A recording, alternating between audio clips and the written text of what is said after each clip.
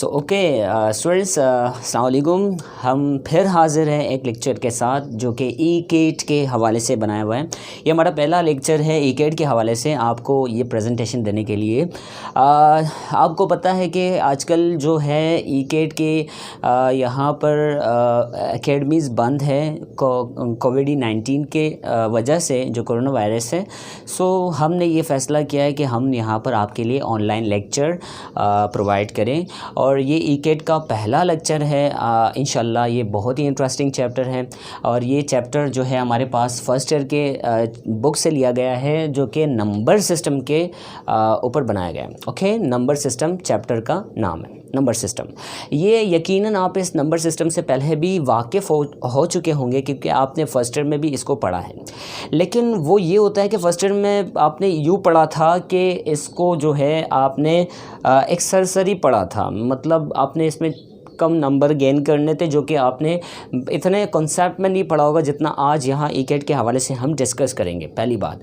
दूसरी बात ये है कि ये जो चैप्टर है बास टीचर इसको स्किप करवा देते हैं, इसकी जो थ्योरी होती है वो नहीं पढ़ाते, एंड टू एंड वो न्यूमेरिक्स से डील कर रहे होते हैं और वो आपको भी पता होगा, आप ख़ुद पढ़ चुके होंगे। लेकिन यहाँ जो ई-केट के हवाले से हैं आप इसमें यकीनन आप इसमें थ्योरी पढ़ेंगे और थ्योरी बड़ी स्ट्रॉन्ग होनी चाहिए आपकी, क्योंकि ई-केट में आपकी थ्योरी देखी जाती है, आपको थ्योरी में पकड़ा जाता है कि आप मैथ्स की थ्योरी कितनी अच्छे तरीके से परफॉर्म करते हैं। जबकि न्यूमेरिक्स भी आते हैं, मैथ्स न्यूमेरिक्स और थ्योरी प्लस ये दोनों आते हैं, लेकिन आपकी थ्योरी बड़ी स्ट्रॉन्ग होनी चाहिए जो कि आपने हर वीडियो लेक्चर में इंशाल्लाह मेरी कोशिश होगी कि ज़्यादा से ज़्यादा थ्योरी आपको अंडरस्टैंड करवाई जाए। पहली बात यह है कि आपको अगर ई-केट की तैयारी करनी है तो बास स्टूडेंट्स ये कंफ्यूज होते हैं कि हम ई-केट की तैयारी कैसे करें।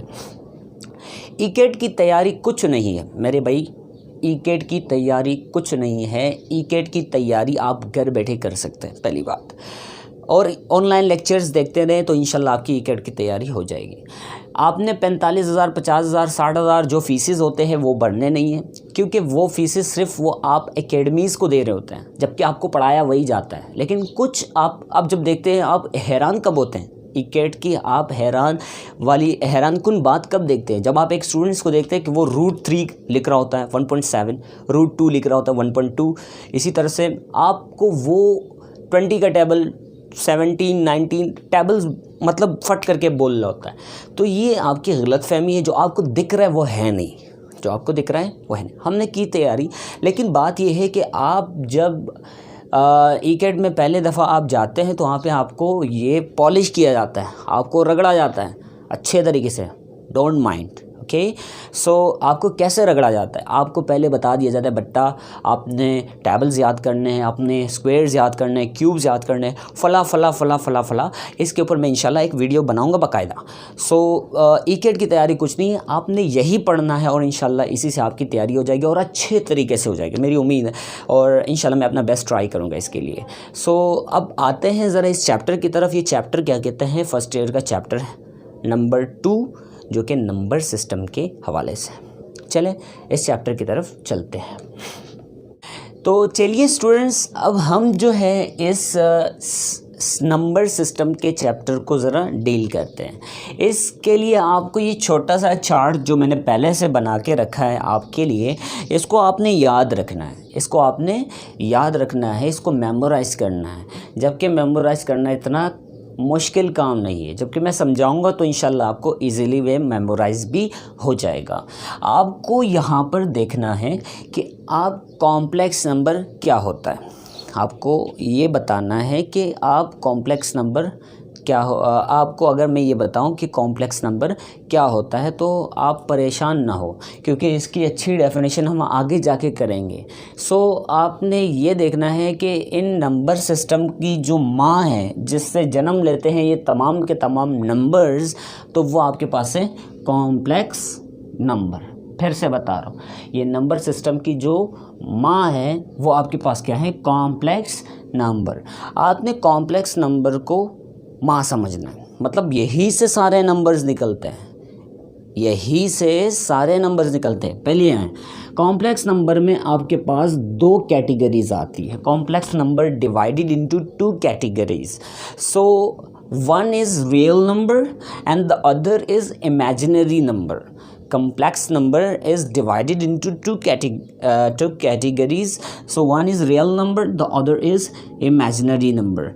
Imaginary numbers हम डिस्कस करेंगे, ये चैप्टर इंशाल्लाह आगे आके पूरा इमेजिनरी नंबर्स पर चलता रहेगा बहुत अच्छे तरीके से, उसकी प्रॉपर्टीज़ होंगी और बहुत कुछ होगा, आप बहुत अच्छे तरीके से सीखेंगे। सो रियल नंबर क्या होते हैं? रियल नंबर आपको पता है, दो रियल नंबर्स में दो ऐसे सेट्स होते हैं जिनके कंबाइन से रियल नंबर बनता है। पहला है रेशनल सेट। हमने ये देखा कि रियल नंबर और इमेजिनरी नंबर्स किसके यहाँ से निकलते हैं? कॉम्प्लेक्स नंबर से निकलते हैं। रियल नंबर क्या होता है? Real number is the subset, real number is the combination of rational number and irrational number. Rational number और इरेशनल नंबर्स आपस में कंबाइन होते हैं तो हमारे पास क्या बनाते हैं? रियल नंबर्स बनाते हैं। आपको मैं ये बता दूं कि रेशनल नंबर क्या होते हैं, इरेशनल नंबर क्या होते हैं, ये आपको आगे जाके इसकी डेफिनेशन भी बता दूंगा, इसके एग्जांपल्स देकर आपको क्लियर करूंगा, आप टेंशन न लें। ये आपने सिर्फ मेमोराइज़ करना है। कॉम्प्लेक्स नंबर से दो नंबर्स निकलते हैं, कौन? Real and imaginary. और हमारे पास रियल में क्या है? रियल जो है वो कॉम्बिनेशन है किसके? रेशनल की और इरेशनल की। ये आपने याद रखना है, रियल नंबर रेशनल और इरेशनल की। अब जैसे आप बात करते हैं रेशनल की, बात करते हैं रेशनल नंबर्स, ये साइन नंबर्स के लिए, ये साइन नंबर्स के लिए, ये साइन नंबर्स के लिए। रेशनल नंबर क्या होते हैं? रेशनल नंबर वो होते हैं जिन्हें आप P/Q की फॉर्म में लिख सकते हो। इसका सबसेट बताऊंगा, इसका मैं आपको एग्जांपल्स दूंगा, टर्मिनेटिंग नॉन टर्मिनेटिंग का कॉन्सेप्ट आएगा, बहुत कुछ आएगा। सो आपने सिर्फ सरसरी अब देखना है कि ये है क्या। रियल नंबर्स रेशनल और इरेशनल पर मबनी है। रेशनल क्या होते हैं? रेशनल यहाँ मैंने लिख दिया, छोटी सी डेफिनेशन है, लेकिन मैं डेफिनेशन के बाद इसको मैं समझाऊंगा भी आपको, सिर्फ ये आपने देखना है, आपके समझ के लिए लिखा है। Which is in the form of P/Q, जो P/Q की फॉर्म में लिख सकते हो। रेशनल नंबर वो होते हैं। इरेशनल नंबर क्या है? Which is not in the form of P/Q, जो ये इक्वल के ऊपर मैंने ऐसे कट लगा दिया, इसका मतलब ये है कि इसको P/Q की फॉर्म में आप नहीं लिख सकते, पहली बात। अब रेशनल नंबर P/Q की फॉर्म में लिख सकते हैं, इरेशनल नंबर P/Q की फॉर्म में नहीं लिख सकते। ये जो कैटेगरीज़ है, ये तीन कैटेगरीज़ ये रैशनल से निकलती चलती जाती हैं। तो रैशनल से कौन सी कैटेगरी पहले निकलती है? फ्रैक्शन। आपको पता है जब भी हमारे पास numerator upon denominator 2/3, 4/5, these all are numerator upon denominator upon की फॉर्म में जब भी लिखी जाती है नंबर्स, तो उनको फ्रैक्शन कहा जाता है। अब कौन सा इम्प्रॉपर फ्रैक्शन होता है, प्रॉपर फ्रैक्शन होता है, वो भी हम आगे जाकर डिस्कस करेंगे। आपने सिर्फ ये याद रखना है कि हमारे पास रैशनल नंबर में कौन आते हैं? फ्रैक्शंस आते हैं, जो हमारे पास न्यूमरेटर अपॉन डिनोमिनेटर की फॉर्म में लिखे जाते हैं, उनको हम क्या कहते हैं?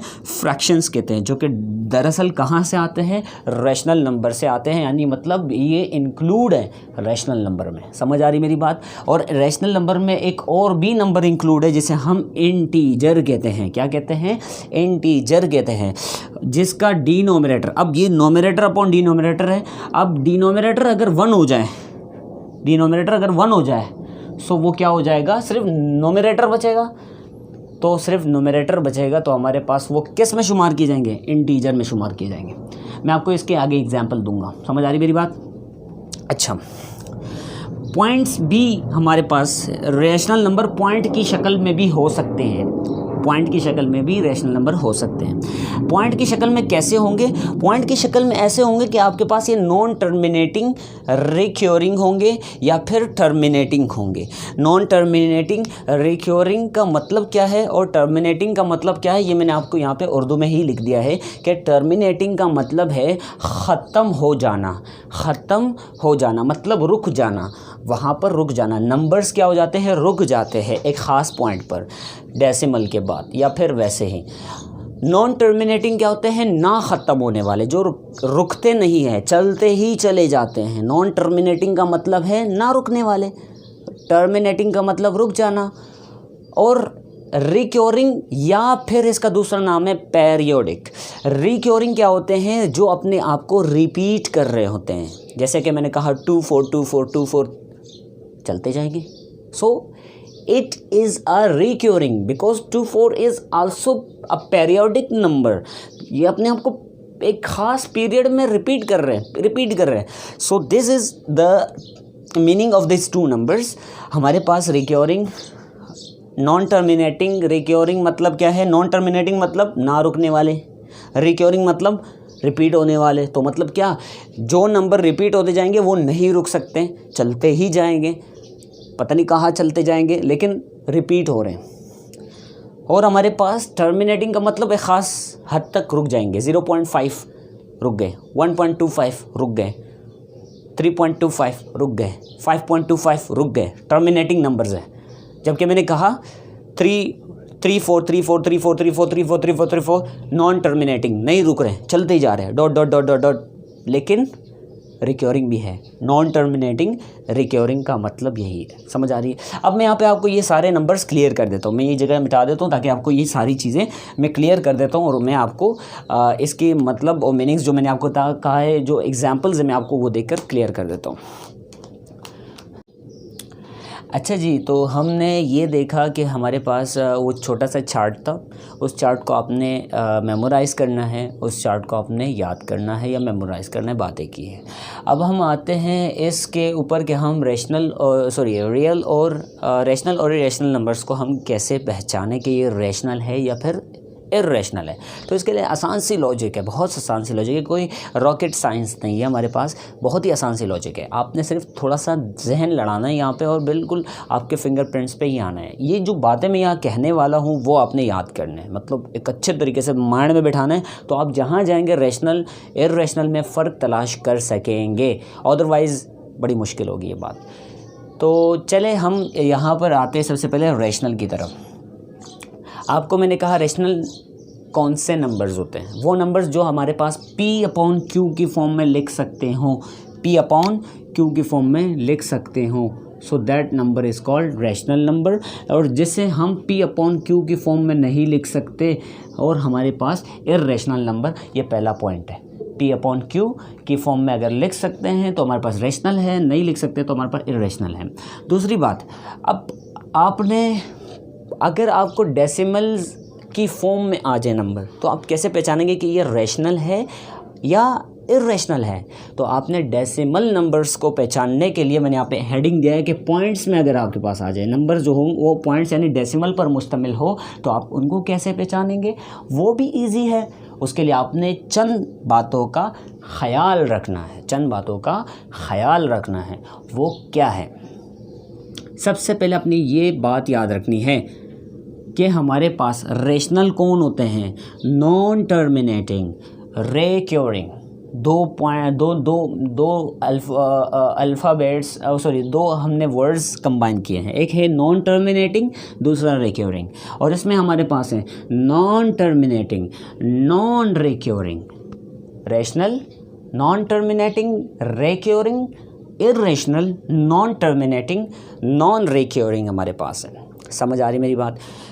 अगर हम नॉन टर्मिनेटिंग की बात करें तो मैं डिस्कस कर चुका हूँ, पहले स्लाइड में आपसे बता चुका हूँ कि मेरे पास नॉन टर्मिनेटिंग क्या होते हैं, ना ख़त्म होने वाले, चलते जाते हैं वो नंबर, सही है, और हमारे पास एंड पॉइंट नहीं मालूम होता। तो मैंने यहाँ छोटी सी डेफिनेशन के तौर पर या फिर आपके लिए पॉइंट के तौर पर मैंने याद करने के लिए आपके लिए यहाँ लिखा हुआ है कि no end point decimal digits में ऐसे नंबर्स जिसके पास अगर एंड पॉइंट नहीं है, ये आधा जुमला है। रेशनल इसको नहीं कहेंगे कि एंड पॉइंट नहीं है, वो तो इर्रेशनल भी हो सकता है, लेकिन मैं बात कर रहा हूँ क्योंकि नॉन टर्मिनेटिंग यहाँ भी है, लेकिन मैं बात कर रहा हूँ रिक्योरिंग की। सेकंड जुमले पे मैं गौर दे रहा हूँ कि रिक्योरिंग होंगे, मतलब उनका एंड पॉइंट तो मालूम नहीं होगा, लेकिन वो रिपीट करते जाएंगे, वो नंबर सारे रिपीट करते जाएंगे, पेरियोडिक नंबर्स होंगे। पहली बात, जैसे कि मैंने कहा नो एंड पॉइंट्स होंगे, वो तो आपको भी पता है। रिपीटिशन होगी, उसमें रिपीटिशन ऑफ नंबर्स होंगे। अब रिपीटिशन कैसे होंगी? एग्जाम्पल मैंने शो की, मैंने कहा 2.313131331 dot dot dot dot dot dot dot dot dot, no end points. End point दिख रहा है आपको? नहीं, मतलब ये नंबर्स तो चल रहे हैं, नॉन टर्मिनेटिंग है, टर्मिनेट नहीं हो रहे, रुक नहीं रहे, रुकने का नाम ही नहीं ले रहे, तो ये चलते जा रहे।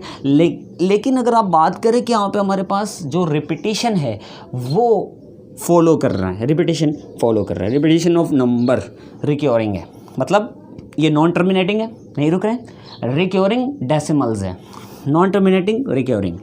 इर्रेशनल की जहाँ बात की जाए तो पॉइंट्स में आप कैसे पहचानोगे, तो आपके पास वो नॉन टर्मिनेटिंग भले हो सकते हैं, वो रुक नहीं सकते हैं, वो हज़ारों नंबर जा सकते हैं, लाखों जा सकते हैं, और आपको मैं बताता चलूँ कि वो रुकने का नाम नॉन टर्मिनेटिंग यानी इर्रेशनल भी रुकने का नाम नहीं लेते।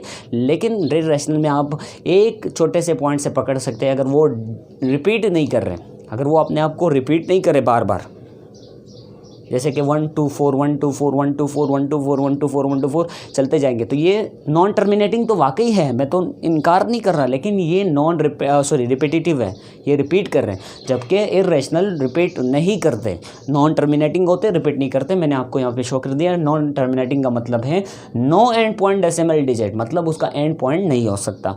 नॉन रिक्योरिंग, रिक्योरिंग मतलब तो आपको पता है कि आप रिपीट कर रहे होते हैं, पेरियोडिक नंबर्स होते हैं, जबकि नॉन रिक्योरिंग का मतलब रिपीट ना करे, नो रिपीटिशन, रिपीटिशन ना हो। ओके, अब एग्जाम्पल से इसको समझ लेते हैं। आपने पढ़ा है मशहूर और मारूफ √2, कैलकुलेटर से निकाल लीजिए फटाफट। अगर आप √2 निकालेंगे तो आपके पास बहुत सारे नंबर्स आएंगे, आपके कैलकुलेटर में स्पेस भी नहीं होंगी उन नंबर्स को यानी लिखने का, मतलब और भी चलते जाएंगे। अगर आपके पास ऐसा कैलकुलेटर है, एक डिजिटल सिस्टम का बहुत ही बेहतरीन कैलकुलेटर है, महंगा तरीन, तो आप उसमें अगर ये नंबर डालेंगे तो वो बहुत सारे लाखों नंबर शो कर सकता है, तो कंप्यूटर पे भी शो हो सकते हैं।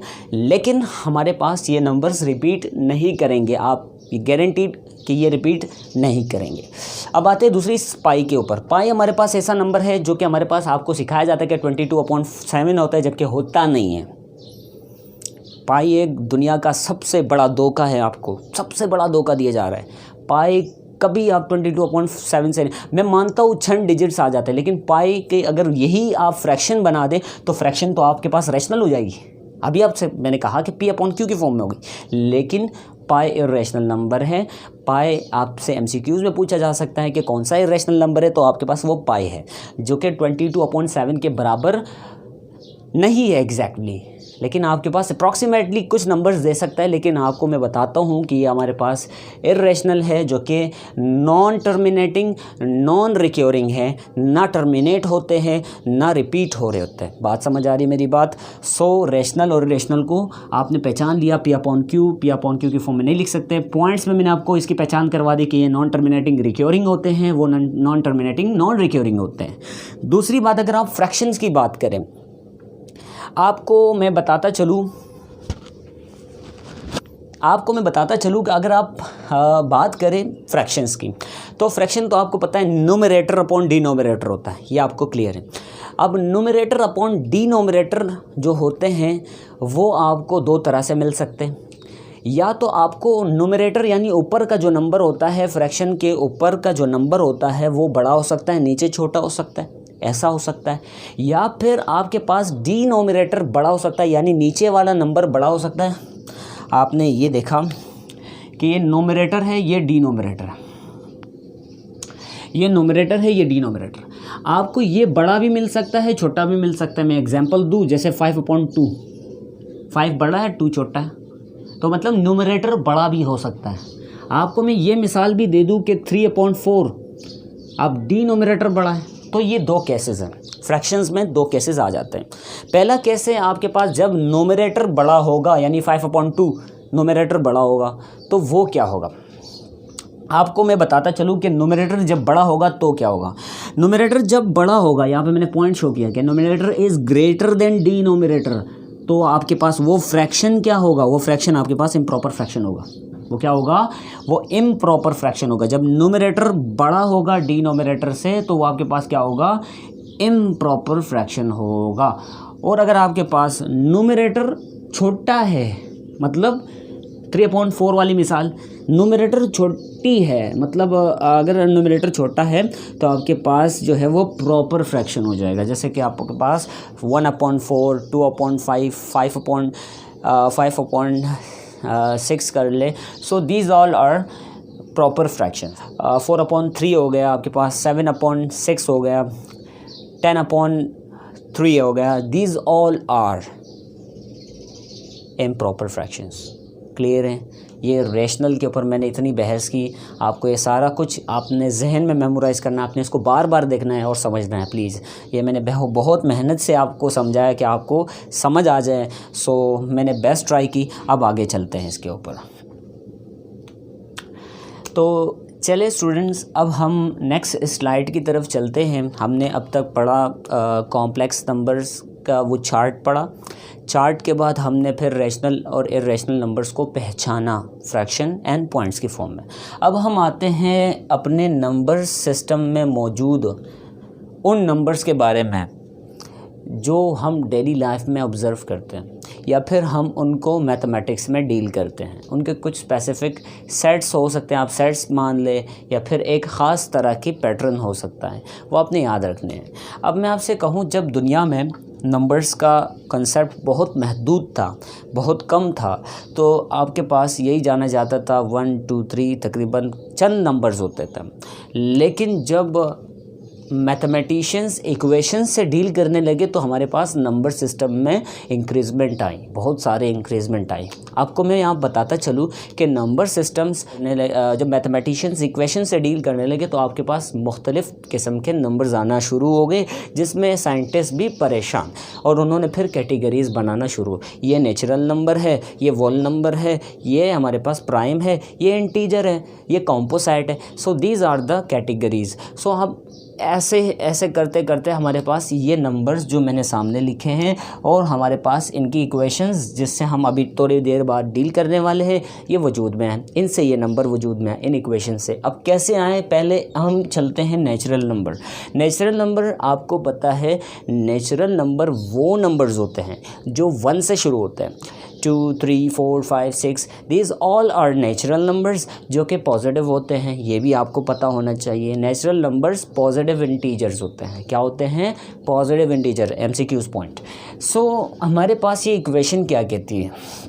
अगर ये इक्वेशन दे दी जाए और आपको इस तरह से नोटेशन दे दी जाए कि b बड़ा है a से, b is greater than a, then ये इक्वेशन किसको शो करेगी? सो आपने अभी थोड़ी देर बाद इसको समझना है। पहले मैं आपके सामने एक एग्जांपल रख देता हूँ इक्वेशन की।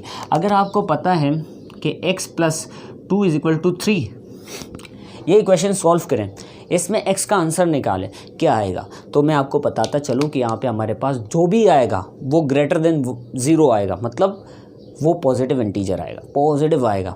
ये बताता चलो करते हैं। हमने 2 को वहाँ भेजा तो x = 3 - 2 which is equal to 1। हमने इस इक्वेशन को जैसे सॉल्व किया तो हमारे पास 1 आया। सो दैट हमने कहा कि यही है वो राज कि हमारे पास इस इक्वेशन से जब भी आएगा तो पॉजिटिव इंटीजर आएगा। मैं दूसरा एग्जांपल दूँ आपको।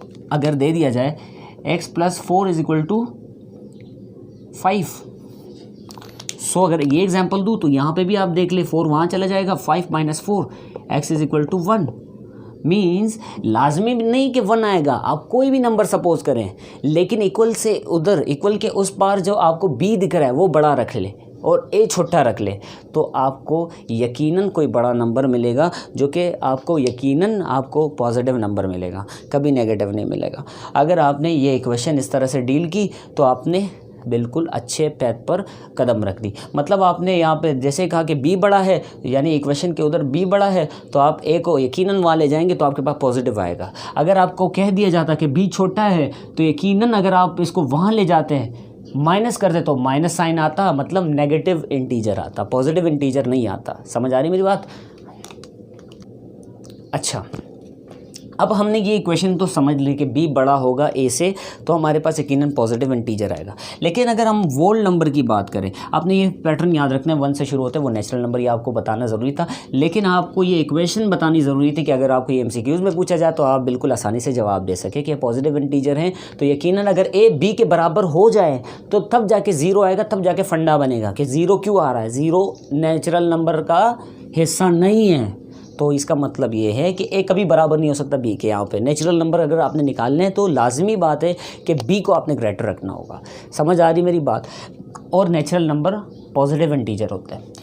वोल नंबर क्या होते हैं? वोल नंबर वो नंबर, अब साइंटिस्ट सर्चिंग करते रहे। एक इक्वेशन आई, ये सामने लिखी हुई है, एक इक्वेशन आई x + a = b, when a = b then find x। जब साइंटिस्ट करने चले तो x का आंसर 0 भी आ रहा था, जो कि हमारे पास इससे पहले कहीं नहीं था। तो साइंटिस्ट ने सोचा कि यानी 0 भी कोई नंबर हो सकता है जो इस इक्वेशन से निकल सकता है। सो दैट उन्होंने जब इस नेचुरल नंबर में 0 इंक्लूड किया तो उन्होंने नई कैटेगरी बना दी कि भाई अब 0 से स्टार्ट होने वाला नंबर क्या हो सकता है? वोल नंबर हो सकता है। आप यकीनन इसमें a की जगह b की जगह a रखें या a की जगह b रखें, सॉल्व करें, आपके पास क्या आ जाएगा? 0 आ जाएगा। अब जब इंटीजर की बात आई, यानी वोल नंबर 0 से शुरू होते हैं, आपको पता लग गया। अब इंटीजर की बात आई तो इंटीजर में उन्होंने कहा कि हमारे पास इंटीजर, अब इंटीजर कैसे डिस्कवर होने लगे? इंटीजर ऐसे डिस्कवर होने लगे जब उन्होंने पहली इक्वेशन से डील की तो हमारे पास b को बड़ा रखा और आपके पास पॉजिटिव आ रहे थे नंबर्स, तो हमने कहा वो पॉजिटिव इंटीजर्स हैं, जिसे हमने ख़ास नाम दिया नेचुरल नंबर। अब जब आप b को छोटा रखेंगे, जैसे कि मैंने कहा यहाँ पर है ये वाली इक्वेशन, जब b को आप छोटा रखेंगे इसी इक्वेशन में पुट कर रहे तो आपके पास यकीनन नेगेटिव नंबर आएगा। मैंने मान लिया इस इक्वेशन को आप डील करते, x + 3 = 5 1। सो इस इक्वेशन से आपके पास आएगा -2। तो ये -2 जो है ये तो ना नेचुरल नंबर में है ना वोल नंबर में है, तो ये कहाँ से आए? सो दैट मीन्स इस इक्वेशन से जब b छोटा रखेंगे a से तो हमारे पास एक नए नंबर आएंगे जो कि नेगेटिव साइन के साथ होंगे, और जब b बड़े होंगे तो पॉजिटिव साइन के साथ होंगे। जब a और b बराबर होगा तो हमारे पास 0 आएगा। सो ये 3 इक्वेशंस को सॉल्व करके उन्होंने कहा कि ये तीनों नंबर्स पॉसिबल हो सकते हैं। उन्होंने एक अलग सा इंटीजर का एक सेट बना लिया कि उसमें 0 भी हो सकता है, a = b, उनमें पॉजिटिव इंटीजर हो सकते हैं, b is greater than a, उनमें नेगेटिव इंटीजर्स हो सकते हैं, b is less than a। आपको तीनों मिसाल में दे चुका हूँ। अब हम आते हैं प्राइम नंबर की तरफ। प्राइम नंबर, ये इक्वेशंस याद रखने हैं, ये इन तीनों की इक्वेशंस है। अगर आपसे एमसीक्यू में पूछा जाए तो आपको आसानी से आने चाहिए। और वैसे आपको ये सेट्स तो याद होंगे कि हमारे पास इसमें x क्या है, नेचुरल नंबर के लिए जो नंबर्स होते हैं ये x हमारे पास बेसिकली ये इसका आंसर है कि ये क्या क्या आ सकते हैं। तो हमारे पास ये इसका आंसर है x, सही है। हमारे पास 1 आ सकता है, 2 आ सकता है, 3 आ सकता है, तो इस नेचुरल नंबर कहते हैं, 0 से स्टार्ट होगा, वोल होगा। और हमारे पास अगर इंटीजर्स होंगे, प्लस माइनस होंगे, तो हमारे पास क्या होगा? इंटीजर होगा। और अब प्राइम नंबर की तरफ चलते हैं। अच्छा, अब जो है हमारे पास प्राइम नंबर का सीन आता है। प्राइम नंबर क्या होता है? अगर आपसे पूछा जाए what is prime number, so prime number आपके पास याद रखने के लिए आपको छोटा सा ये जुमला याद रखना चाहिए कि इसके 2 डिवाइजर्स हो सकते हैं। दो नंबर ऐसे हैं जो प्राइम नंबर को डिवाइड कर सकते हैं। वो 2 नंबर कौन से हैं? मान लो मैंने आपसे कहा कि 2 है, 2 को कितने नंबर डिवाइड कर सकते हैं? तो आपने सोचा यार 2 को कौन डिवाइड करेगा? एक तो 1 हो सकता है, एक तो 2 हो सकता है। सो 1 और 2 ही हो सकते हैं, मतलब ये 2 ही हो सकते हैं। या तो वो खुद से डिवाइड हो रहा होगा या फिर 1 से डिवाइड हो रहा होगा। That number is called prime number, वो नंबर प्राइम नंबर कहलाएगा। हमारे पास यहाँ पे है 2 डिवाइजर्स, 2 डिवाइज़र होंगे, एक 1 होगा, एक खुद होगा। मान लो 5 जो कि एक प्राइम नंबर है, किससे डिवाइड होगा? एक खुद से डिवाइड होगा 5 से, 5 1 5, और एक 1 से होगा 1 5 5। समझ आ रही मेरी बात? 7 is also prime number, 11 is also prime number, 13 is also prime number because they have 2 set of divisors. 2 divisors हैं उनके, 2 डिवाइजर्स। अब आते हैं कॉम्पोसाइट नंबर। कॉम्पोसाइट नंबर हमारे पास यहाँ साइड पे हम पढ़ लेते हैं, ये प्राइम नंबर का उलट है। कॉम्पोसाइट नंबर क्या होते हैं? कॉम्पोसाइट जो होते हैं,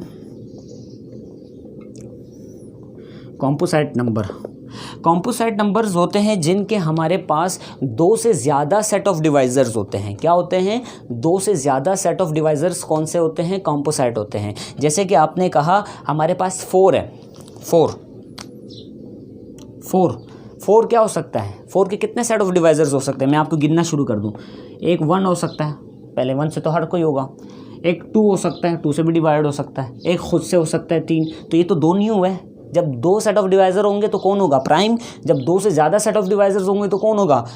कॉम्पोसाइट। कॉम्पोसाइट कॉम्पोसाइट। मान लो 6 के लिए कितने डिवाइज़र्स हो सकते हैं? 4। एक 1 2 3 और खुद 6। ये तीनों से, चारों से डिवाइड हो सकता है। 1 से भी डिवाइड हो सकता है, 2 से भी डिवाइड हो सकता है एंड 3 से भी डिवाइड हो सकता है, 6 से भी डिवाइड हो सकता है। सो 4 डिवाइज़र्स हैं और ये हमारे पास यकीनन प्राइम नंबर नहीं हो सकते, ये हमारे पास कॉम्पोसाइट नंबर हो सकते हैं। एक MCQs आया था पास पेपर्स में कि 1 क्या होता है? 1 क्या होता है? 1 हमारे पास जो है, आपको अगर मैं बताता चलूँ, 1 स्यूडो प्राइम नंबर है। 1 ना तो प्राइम है ना तो कॉम्पोसाइट है, ये स्यूडो प्राइम है। सही है। So this all are from this lecture. अब इसको नेक्स्ट वीडियो में हम इस बाकी पार्ट को डिस्कस करेंगे, बाकी इस चैप्टर के पार्ट को। तब तक के लिए अल्लाह हाफिज़।